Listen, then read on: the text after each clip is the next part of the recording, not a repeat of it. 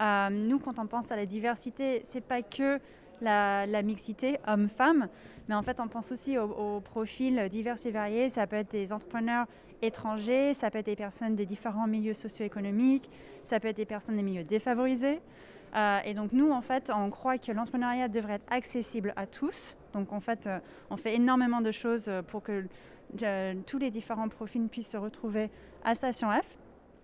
Concernant les femmes, en fait, depuis le début, ça s'est fait un peu naturellement. Donc on n'avait pas forcément de stratégie spécifique pour attirer plus de femmes à Station F. Mais ce que nous avons constaté, c'était en fait souvent les femmes ne postulaient pas spontanément au programme. Donc on a fait vraiment un effort pour aller chercher des femmes. Ça s'est souvent basé sur les recommandations des investisseurs.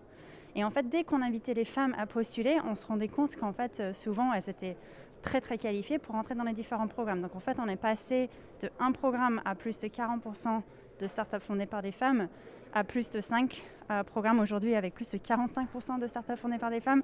Il y a même des programmes qui dépassent ce chiffre. Et là, aujourd'hui, en fait, on fait quelque chose pour mettre en valeur les 10 startups fondées par les femmes qui sont un peu les plus prometteuses de Station F. Ça s'appelle le Female Founders Fellowship. Un nom un peu improbable peut-être.